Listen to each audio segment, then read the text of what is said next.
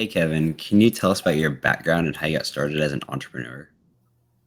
Yeah, so originally I started basically in real estate. I started back in the mid 2000s, and what exactly I did was I used to work with my dad in construction, and I wanted to get into real estate because basically me working in construction, I'd be working on these job sites and stuff like that, and I'd be out in the I live out here in the Northwest in like Vancouver, Canada, so it's like cold and raining.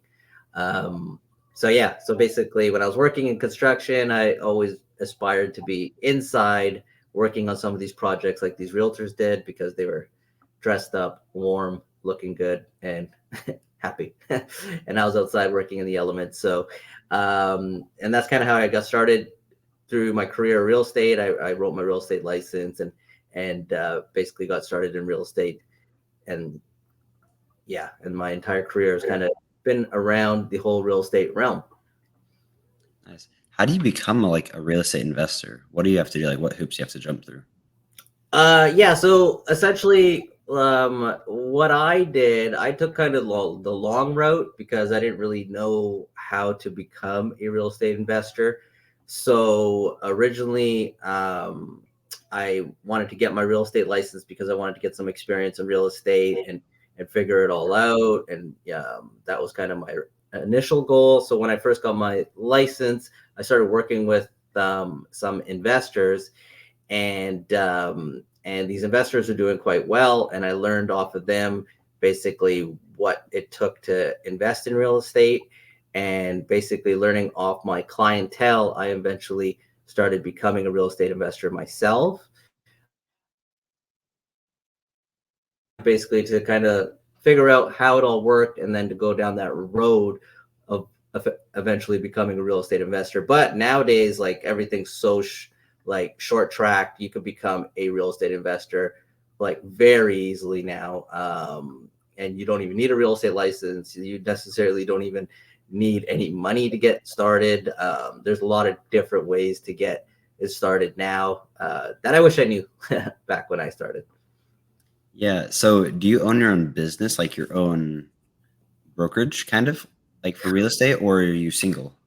Yeah, so I did. So originally, when I first started, I was a real estate agent on my own, and I joined another brokerage, and I was working for that brokerage, and I gained some experience. And what I did was I was really interested in real estate, so I started writing all the different licenses and stuff like Mm. that. So I had my real estate license, a property management license, a strata license, a mortgage license, and then eventually I got this. It's called a broker's license, and what a broker's license does is enables you to open up your own brokerage. So I think about 5 or 6 years into my real estate career, I opened up a real estate brokerage where then I had a bunch of agents underneath me. And at the same time, I opened up a mortgage brokerage as well. And yeah, so I was doing kind of mortgages and real estate. And what I was able to do was the reason I kind of went down that path was I wanted to be able to provide my clientele with like all the resources they need to be successful. So it kind of gave me like a vast knowledge of all the different aspects of real estate. So when a client came to me and they're like, okay, well, I'm looking to invest. I got $30,000 down payment. I want to invest in a piece of property that could potentially cash flow me, let's say like $100 or something like that. Your average realtor wouldn't really understand what to kind of do with that, but with the certain licenses and the backgrounds that I had, I'd be able to like reverse engineer and figure out exactly the type of property I can plug the client into, what would work best for them, and things like that. So yeah, that's kind of why I went down that road of kind of having all the licenses and operating a brokerage and things like that. And that was a whole different thing and on its own, running a business with people and things like that. So it was really interesting though. It definitely was a lot of fun. Yeah. What are the pros and cons of owning a brokerage? Yeah, so the pros are basically you can have a bunch of agents underneath you and you have like splits set up so that you'd be getting a piece of their commissions when they're making a sale. Mhm. And Also, you'll be able to train them. So, for example, I dealt with a lot of newer agents that didn't, like myself, didn't know much about real estate coming in. So I was able to train them on how to do marketing and stuff like that. So as I trained them, they became quite good, and then they start closing deals and stuff like that. And because of that, I'd be able to get a piece of their commission transactions.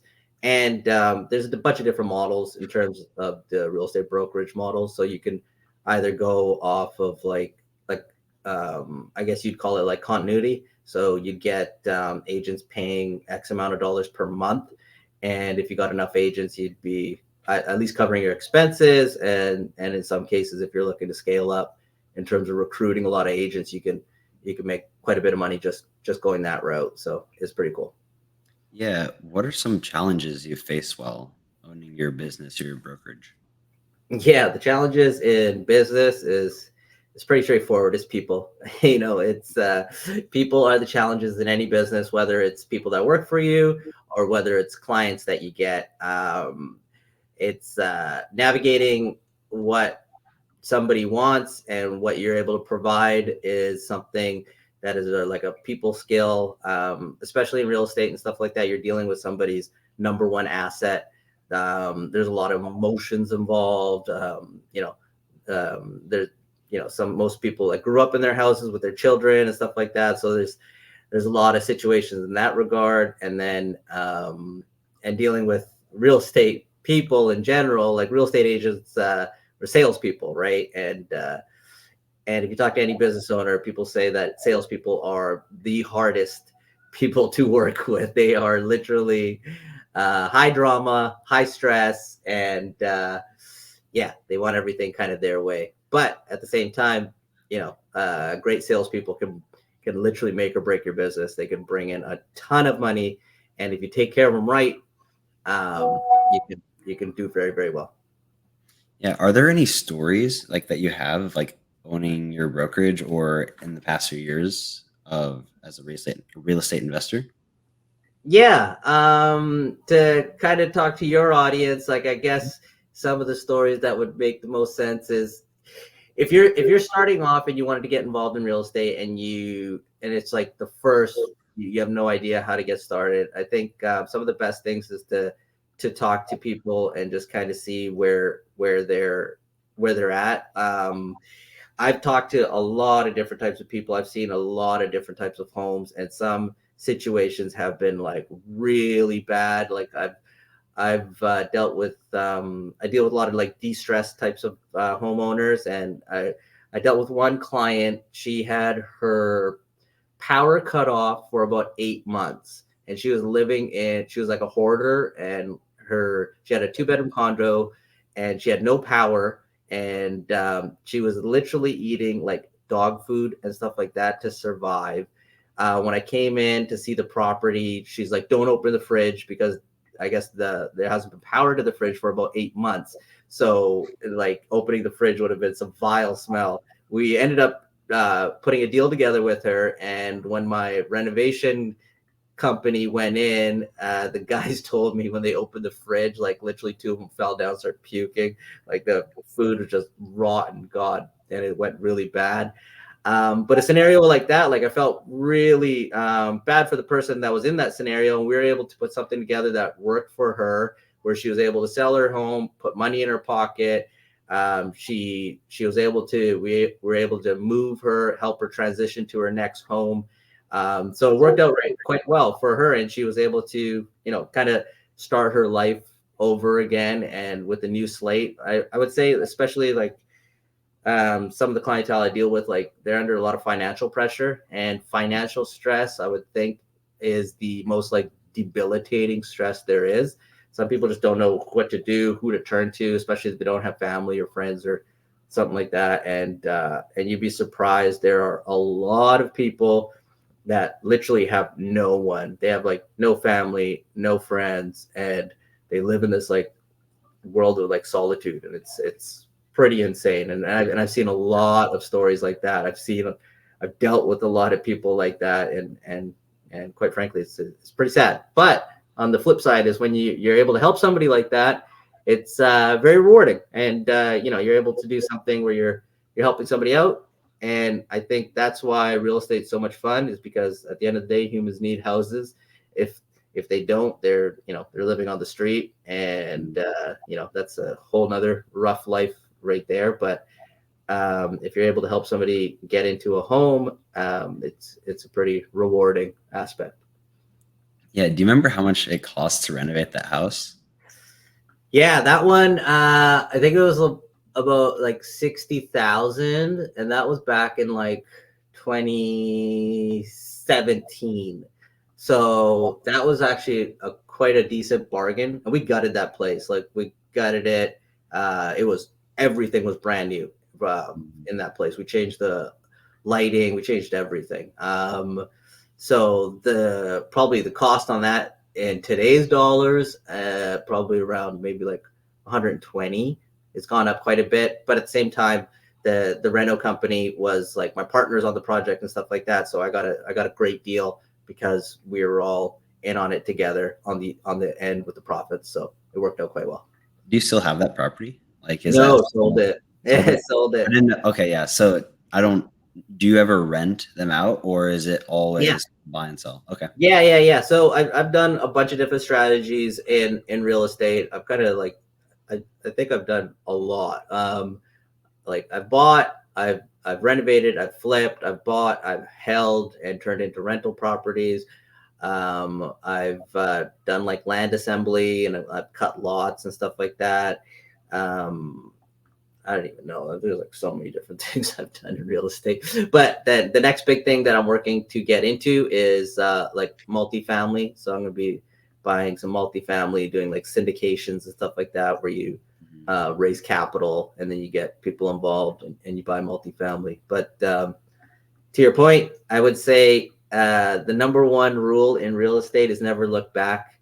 You know what I mean? If you sold a property or whatever it may be, do not look back and think, oh, what if I kept it, or whatever it may be. It can be painful because Yeah. some of those properties I sold back when are worth like quadruple, or if not more, of what we sold them for. But at the end of the day, like we sold it then, we roll our profits into the next project, or find the next deal, or roll it into marketing and stuff like that to get the next thing going. Yeah. Coming off of that, is there anything you wish you knew then that you know now? Like, what is the main thing that you would say if you could tell your past self? If I could tell my past self, some of the most important things is to continue like driving in business, like continue with marketing on certain aspects. There's always a shiny new object, I'd say, especially in marketing or business. It's like, oh, look at like SEO, or oh, Facebook ads, or whatever it may be. But when you find something that works, like for example, in real estate, like direct mail is one of the things that works really well, because you're mailing to a homeowner's doorstep, so they tend to open it up. But anyways, but yeah, if you find something that works in marketing, you want to double down on that and then add other layers to it. So if I could tell my old self, I'd be like, keep doing what's working, and test and try these other things out. I kind of went all in on some other things that I had no clue about. Like I went into a lot of online stuff, a lot of like SEO and social media and stuff like that. I had no clue about it. So then the learning curve to figure that out, and investing in that is like a whole another thing that would go. But yeah, I would say for my old self, or anyone that's getting started in business, figure out what works. If it works well, do that over and over and over, and then add another layer on top of that, test something out and add that. Yeah. For people who are interested in starting within real estate, what direction do you think that they should go? Is there some website or something that they could learn about it, or what do you think would be the best way to learn about real estate? Yeah, so me personally, like what I did was I learned originally off of a mentor that coached me on how to work with real estate investors and stuff like that. And then I learned off real estate investors. And then I eventually became an investor because I learned off those that were doing it. And now currently I have a software and training where I'm helping individuals out on how to get started investing in real estate, regardless of the type of capital that they may have to get started. And it kind of walks somebody through like the beginner's process of how to get started. And yeah, you can check that out at reistar.com. That's my software, my trainings in there. And the great thing about you got to be wary of who you're kind of learning off of, or whose courses or whatever you may be buying. At the end of the day, you want to be learning off somebody that's done it before, that's been in your situation. And because that's kind of how I started. I had like no money when I started, and I was just trying to figure it all out. And I wouldn't change that, for a minute, because it was great. It was a great learning process. And because of that, now I have created something, and I train people on how to get started from ground zero. And that's my website. It's called reistar.com, and you can kind of get started from there and learn how it goes. Yeah, I'll put the links in the description. Sounds good. So, where do you see real estate heading in the future for the next year, for the next 10 years? Kind of. I'd say, especially right now, we are due for a proper correction. Basically, history repeats itself in economics, especially in real estate. It's a cyclical market, meaning it has its ups and it has its downs, and it goes through waves like anything. And our last correction happened back in 2008, when there's the housing fiasco, and prices came down and things like that. And we were actually due for another correction. Like everything tends to happen every 10 to 12 years. So another correction was due around 2019, leading into 2020, 21. So a correction was actually due. But then COVID hit. And because of what happened with COVID, basically they printed a ton of money. Like, I don't know if you guys kind of know about this, but 40% of the money that's in circulation right now didn't exist until 2020. So the 40% of is called quantitative easing, and basically they increased the money supply and pumped it into the market. And now that's why all these inflationary costs have happened, because there's so much money in the economy. Prices have gone up, and real estate prices have gone up on basically everything, because there's just a lot of money in the economy. And what's happening right now is they're doing quantitative tightening. So it's like QT, where they're pulling money out of the market. And because they're pulling money out of the market, you're seeing a lot of instability in the marketplace, and prices are coming down. There's a lot of people, because of all the high interest rates, people are a little stressed out and stuff like that. Mm-hmm. So where I see things, especially in the next, I see at least a couple of years, next year, 2 years, like even right now, the deals that we're looking at, people have lost that bought in like 2020, 2021. The deals that are coming across my table right now, people have lost like 15, 20% on their purchase price. And I'm out here in Vancouver, and the purchase prices are pretty high, like 1.5 mil, 2 million, and these are like starter homes. So somebody that bought, I just looked at a deal the other day. They bought it for 1.7 million, and right now they'd be lucky to get like 1.3. So they just lost literally $400,000, boom, just like that, because of the market conditions, and they bought it at the peak. So like what's happening in the next year, 2 years, is there's gonna be a ton of deals out there. There's gonna be a lot of prices coming down. There's going to be a lot of, I'd say, a lot of opportunity for those that know how to look and how to find it. And it's an exciting time. Like for me, for example, I started my real estate journey back in 06, 07, like as the market was crashing. And it was, I didn't know too much. So it was just like whatever to me. Like I'm like, oh, okay, this is just the way it goes. Mm-hmm. But luckily, I learned then. But yeah, what's coming right now with the correction and things like that, there's going to be a lot of opportunity for those that, especially just want to learn about real estate, or even just try to figure it out as things go by. There's going to be a ton of opportunity for those type of people for the next year or two. And then after that, it's just like any cycle. There's going to be a massive boom for the next, for the next 10 years. You just got to look at like America as a whole. There's a lot of people that are moving into the U.S.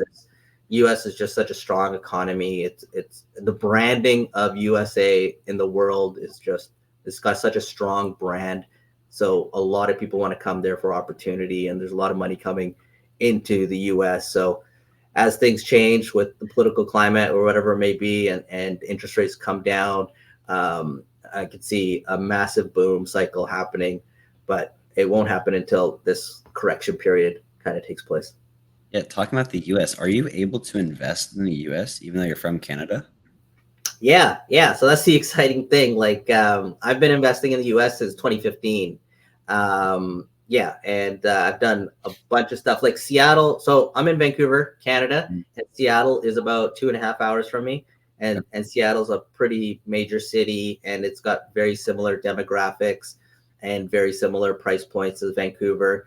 So I was able to do quite a bit in Seattle from 2015 onwards. One of the great things was we bought two properties, and that was right before COVID hit, and we're closing on those properties, and we have to do renovations on them, and they're going to be rental flips.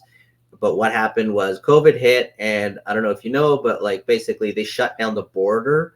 So us as Canadians, we couldn't even get into the U.S. And there's only like certain type of people that were able to get in. We were able to get in once to go check on the property, and after that, they told us basically no, like a real estate investment is not a priority, so you're not allowed into the country. It was pretty wild. Yeah. So, but the cool thing is because of that, we bought the property. We were able to complete the reno, and we were able to flip it out and make considerable profits on both properties. And I was able to do that on both those properties without even seeing them, without even Wow, ever being to the houses. So that's crazy. yeah, it's pretty cool because that kind of taught me and a lot of people that I teach now is like you really don't need to, see the property. Like at the end of the day, it's an investment, it's a numbers game, and if the numbers work out and everything looks good, you can go ahead and purchase it and do it completely remote. So, did you hire somebody like people from Seattle to go renovate it without Yeah, even? Wow. Yeah, so I had about three different rental companies, and they go in and give their estimates, and depending on their estimates, we picked the best one that we wanted to go with, and that company is the one that completed the reno.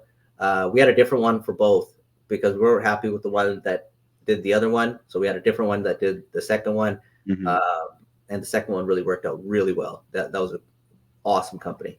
And luckily I have my realtor on it based out of Seattle, so he was able to at least oversee some stuff. Like I had somebody at least out there that I knew that I Hmm. trusted that could oversee some things and things like that. So but yeah, I always recommend, just me being a realtor, but in the past I always recommend purchasing properties with proper real estate representation. I know there's a lot of people out there that do it without. I know I can do it without because I've been a real estate agent. I know how contracts work and things like that. But I always recommend just, you know, work with a real estate agent. They're a professional. They know contractually how to keep you protected. So yeah, that's good. Yeah, Yeah. A few more questions. sure. For me and in business, what do you suggest I do at the age 16? Like, where do you see money coming in the future? What should I invest in? What should I do as a 16-year-old to grow my wealth? Right now at your age, the number one investment is yourself. That's plain and simple. Is growing your skill set, right? So just getting better at whatever it may be that you do. Like I know you're a funnel builder, so you're certified, right? So now you have these certifications. I think the number one thing for you to be doing is doubling down on your marketing and sales. So Okay. driving in more clientele, having more sales meetings, because everything's just a numbers game. I talk to like all my guys that like work with me right now. Like I got a new agent that just came on that we're doing some deals with, and he's new, and it's like it's all a numbers game. And what people got to understand is the more, like, sales is a contact sport. So you gotta be in front of people talking to them. And the great thing nowadays, you can do it all via like Zoom, like this, like it's still Exactly. personal. You can do it over the phone. It doesn't have to be an in-person meeting. In-person's always the best Hmm. because I agree. you can read off people's energy and stuff like that. You can close them. But yeah, like I think sales is like the number one thing out there. It's like I always talk about, like if you're gonna meet a girl, like you got to talk to a bunch of different girls. You have to Mhm. you have to go on dates. You got to see who you like. You got to talk to them on the phone, whatever it may be. Like there's a bunch of different ways until you find the one that you eventually want to date or you want to marry or whatever it may be. And but the only way you're going to do that is the more people you talk to, the more people you meet. It's not going to happen. You know, sitting on your phone or at home or just being scared. You gotta put yourself out there, and it's fun. It's exciting, and Mhm. you got to be okay with the rejection. Rejection is a part of the game. I would say like my when I was your age, I was pretty shy. Like I wasn't as extroverted as I am right now. I was really reserved, quite shy. If I could talk to my old 16-year-old self, it'd be like literally nobody cares, man. Like nobody cares. Get out there, do it for yourself. Talk to everyone. It's only going to serve you for the rest of your life. And if it doesn't, and if you don't do it, nobody cares. And if you do it, the better off you will be. Yeah, that's kind of the idea of the podcast. I'm like, I mean, I want to do it to gain information and insight, but then I'm like, but I don't want to do it. I'm scared to do it. And I'm just like, I'm just gonna do it. It doesn't. I mean, in the Yeah. long run, what's it gonna do to me? You know what I mean? Oh So, man, you're doing something so awesome. I know we talked about this prior to when you were thinking mm, about starting it and stuff like that. I was like, just do it. Because at the end of the day, man, you're gonna be my age one day. And how cool is it to have this kind of content that you could look back at, see how exactly. far you've grown, see how much better you've gotten. Like I look at some of the videos I did in my courses I started with and trained with, and man, they're terrible. Like my Mhm. some of them Yeah. are so bad, but Yeah. whatever. Like it's like you're athletic, right? Like Mhm. you're swimming and stuff like that. When you jumped in the water, were you swimming like right away? No, no, No, not at all. E- No. exactly. So you stayed at it because you're interested. You worked at it because you saw progress each time you went to the pool. You could probably do something a little bit better. You could probably go shave off a second here and there. You got better, and that kind of mindset and skill set you need, like it just applies to everything. That's why I love talking to people that are in some sort of athletics or whatever it may be, because I can relate to them so well. Because athletics you can apply to everything. Like if you see these incremental moments of growth, you're like, oh, okay, I'm getting better. Like, oh, Mhm. okay, great, this worked. Oh, that worked. It's just how everything in life is. That's how business is. And going back to your question of what you should do, the best advice is to continue to put yourself out there, like a lot more marketing, a lot more sales. Don't be intimidated by anyone. I used to be super intimidated by like lawyers and accountants and stuff like that because Mhm. I Yeah. have to, especially in my business, like there was a lot of like legal. There's a lot of dealing with lawyers and accountants, and I'd be like, oh man, they're so much smarter than me, and this and that, and I'd be like really like I'd say like timid and like wouldn't like speak up or if I had a question, stuff like that. But it's not like that. Like everyone's humans, and you will come across people that are like complete, you know, I don't know, like Yeah. not very good Yep. and not very nice. I got a lot of other words, but I don't know if I should say it on the podcast. But you're gonna come across a lot of people like that in your life, and that's just a part of life. You know what I mean? Yep. That's the great thing about like people in general. You meet people. Someone might just be having a really bad day, and they decide to take it out on you. And I've had that in my business, and that's the business of a clientele business, and that's something you're going into. So Mm. be prepared as you bring on more clients, and some of these guys have more money or less money or whatever it may be. Some people just like to take a lot of stuff out on you when it's like completely unnecessary, but at the same time, Mhm. if you want to go into this type of business, you got to have some thick skin and be prepared. Yeah. Well, I think that was a great podcast. Yeah, Uh, yeah. Thanks for hopping on, Kevin. 100%. Yeah, and if there's anything else I could leave your audience with is, I've been working with you for quite some time, and I say you're fantastic at your skill set of, you're a funnel builder, you're certified, you're a very smart, like, whiz kid, and I've had a great experience with you, and things are going quite well, and I can't wait to get you going on the real estate side of things, and get you kind of going on that stuff, but. The future looks really bright, and just continue to keep at it. Yeah. Thank you. Yeah. Everybody, check out Kevin's links in the description. All right. Awesome. Yeah, check Yep. it out. Yeah. Thanks, people.